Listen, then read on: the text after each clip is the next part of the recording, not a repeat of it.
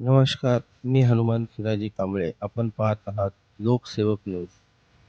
21 April 2026 रोजी दुपारी 12 वाजता उल्हासनगर येथून नारी सशक्तीकरणाच्या समर्थनार्थ आयोजित महिला आक्रोश संमेलनासाठी मोठ्या संख्येने महिला सहभागी झाल्या.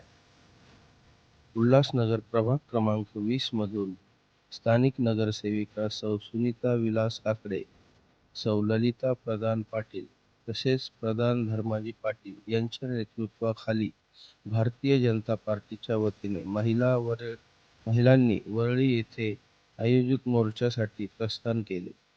वरळी येथील NSCI डोम येथे पार पडलेल्या या आक्रोश संमेलनात राज्यभरातून आलेल्या महिलांची मोठ्या प्रमाणात उपस्थिती पाहायला मिळाली.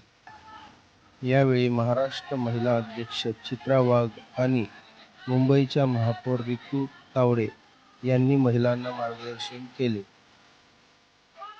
महिला सशक्तीकरणासाठी आरक्षण मिळावे या मागणीसाठी महिलांनी जोरदार घोषणाबाजी करत आपला पाठिंबा दर्शवला.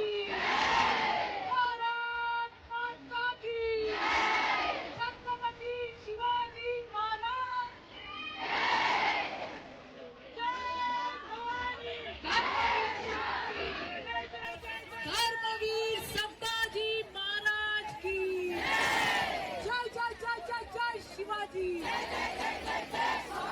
जय जय जय कैसा हो चिंगारी है फूल नहीं चिंगारी है अरे हमसे जो टकराएगा अरे हमसे जो टकराएगा अरे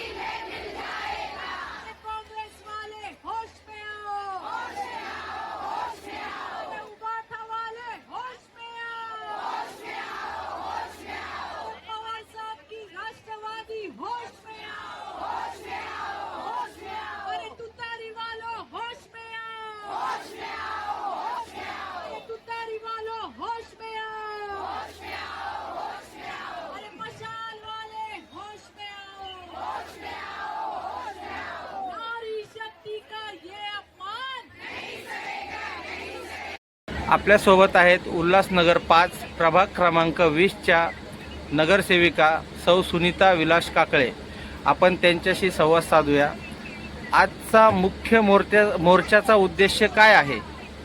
नमस्कार, मी सौ सुनीता विलास काकडे, प्रभाग क्रमांक 20 ची नगरसेविका. आजचा हा मोर्चा नारी शक्ती वंदन विरोधकांच्या समर्थक काढण्यात आला आहे. महिलांना राजकारणात योग्य प्रतिनिधित्व मिळावा आणि त्यांचा आवाज अधिक प्रभावीपणे पुढे जावा या मार्गाचा मुख्य उद्देश आहे. अशा प्रकारे नारी सशक्तीकरणाच्या समर्थनार्थ उल्हासनगरसह राज्यभरातून मोठ्या संख्येने महिला या आक्रोश संमेलनात सहभागी झाल्या.